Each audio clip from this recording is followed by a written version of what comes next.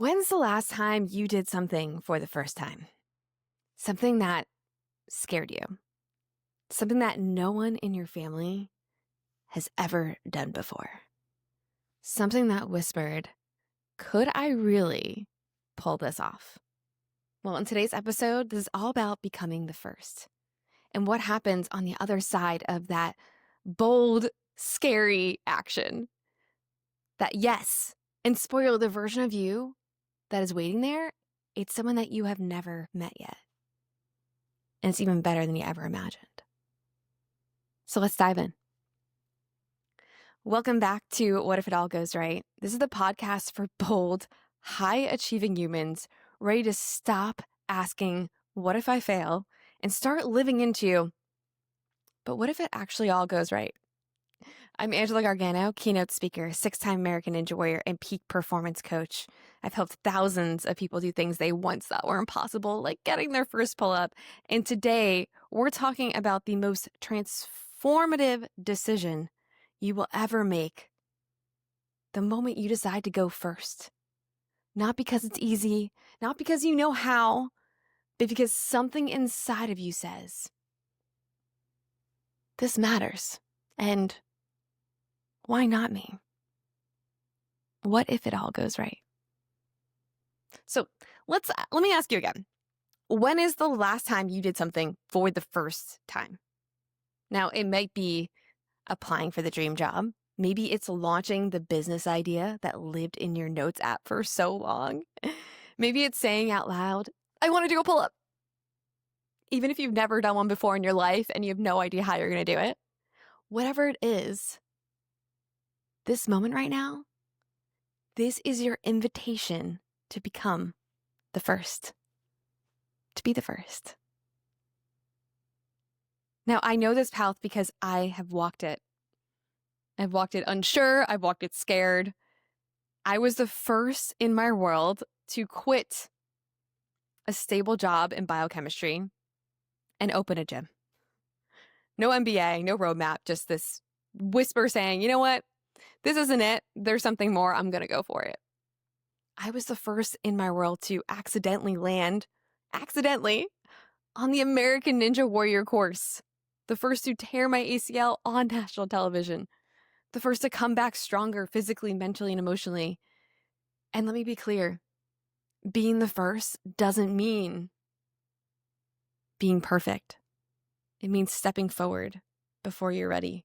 It means being willing to lead, even if no one is behind you yet. It means betting on the version of yourself that you haven't just met yet. Now, I've coached thousands of women to get their first pull-up. And here's what almost all of them tell me on day one when they get started.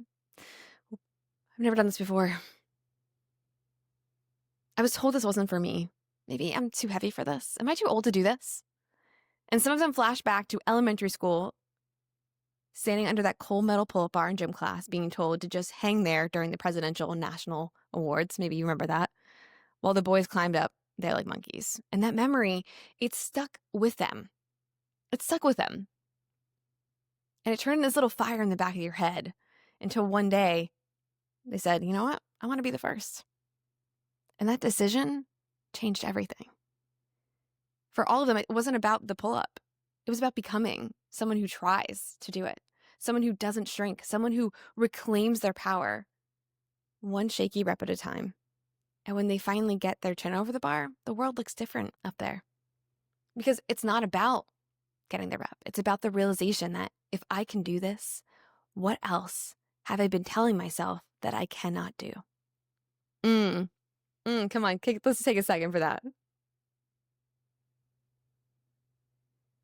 And what I tell my clients is the pull-up, it's not a fitness goal. It's not a fitness goal. It's truly a metaphor for life. Because here is how it usually goes. And I want to walk you through this journey because it's going to sound very familiar to other things. First, you're looking at the bar, arms crossed, eyes squinting, and you think, how the hell am I ever going to do that? Then it comes the first tiny action. You jump up and you just hang there. No pulling, you just kind of hang in there. And somehow that already feels like a win. And from there, slowly and humbly, you get a little bend in the elbow.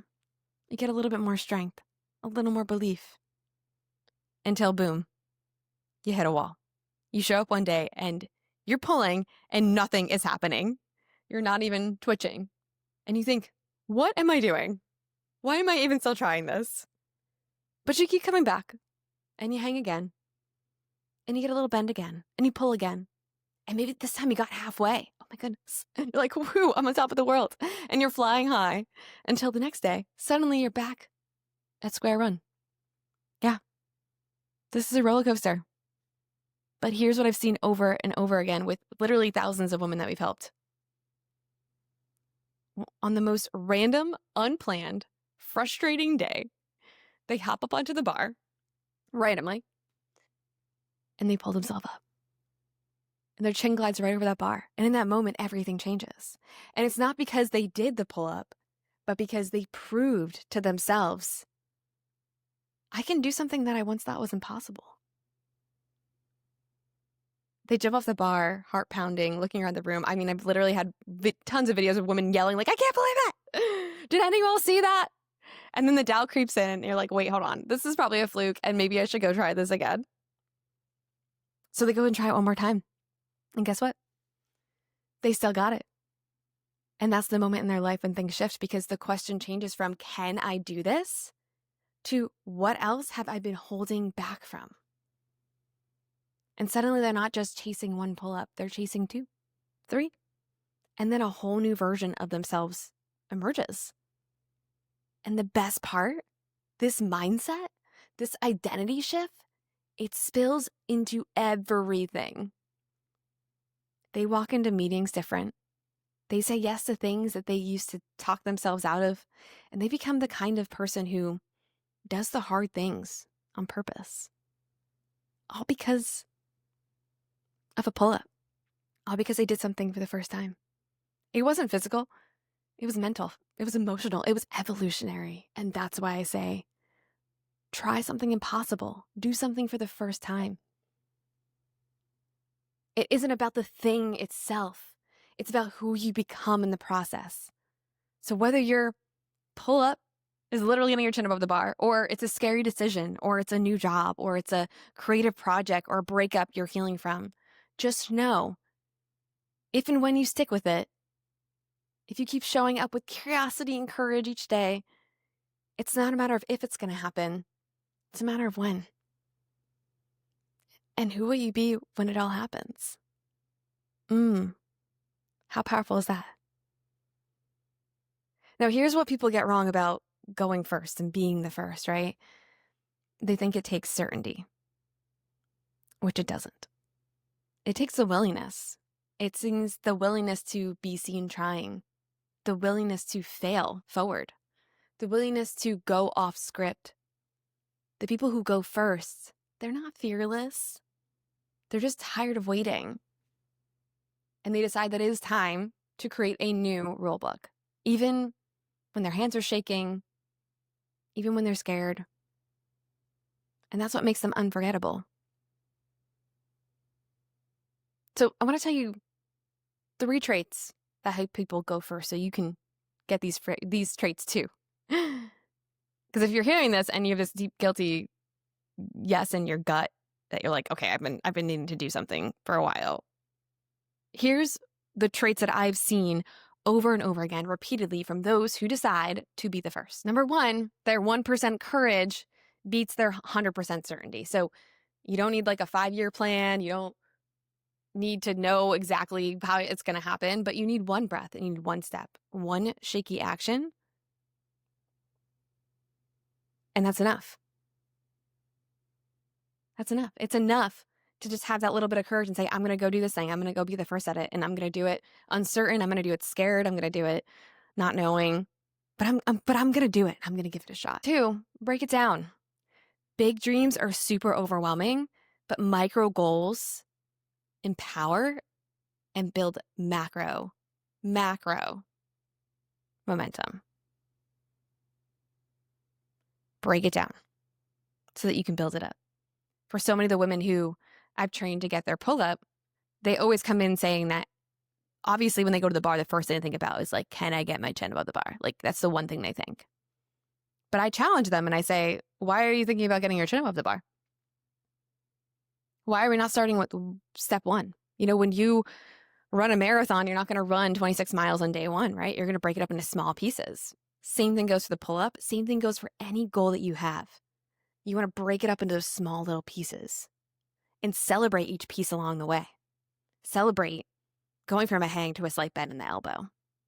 And breaking it down is going to allow it to be faster. It's going to allow this thing to seem so much more fun and doable. It's going to make it more enjoyable along the way, right? Instead of just getting there every day and being like, oh, I can't do this. I can't do this every day. I can't do this. What am I doing? Blah, blah, blah. No. I'm going to show up and I'm going to do that one thing that's going to move the needle forward so that I can see success in this. And number 3, those who stay adaptable are people who are at the first. There's no perfect path. Their willingness to pivot, their willingness to fail, their willingness to get back up, their willingness to be like, okay, something happened, but I'm going to continue to move forward. I'm going to try another way around it. That is what allows people to be the first at things, to keep moving forward, remaining adaptable, knowing that things are going to happen and we're going to have to pivot, but that's where, you know, the innovation happens. And that's where you learn to really integrate whatever it is being the first is for you into your life. And I always talk about integration, which I'm going to have a whole other podcast on, but integrating it into your life instead of thinking that it has to be, this is the way I have to do it, and that's it. Realizing that there might be an adaptation that happens during that, but always reminding yourself, and I always like to think of it as a chart, like as you're going through the waves of it and you're adapting, it's still an upward trajectory. It's not completely straight, right? But it might be like up and down, but it's still going up. And when you're able to zoom out and see that, you're like, oh, okay, adaptability is so key in being the first and doing something for the first time and pushing myself forward. And it's really a great way to spark innovation and creativity and curiosity. It doesn't need to be being the first getting your pull-up. It can be being the first in something else. Being the first is not about being the strongest or the smartest or the best. It's about being brave enough to begin. It's about showing your younger self, and maybe even everyone watching, that you're allowed to try, to want more, to go first. So I want to ask you again, when's the last time you did something for the first time? And what would happen if you stopped waiting for permission and started writing that first chapter right now? This episode meant a lot to me, and it sparked something in you. I want you to share it with someone else who is standing on the edge of something new. And if you're ready to train for your first pull-up or redefine your limits, and you're ready to bring this message to your team or your stage, I've got a link down below in the show notes to chat more about booking me to speak at your amazing events. It's funny enough, there's a bunch of events who keep saying, like, should we bring a pull-up bar? I'm like, I mean, we could. But I want to remind you that this is your moment, so don't wait for someone else to go first. You can be the first. And just watch what happens next.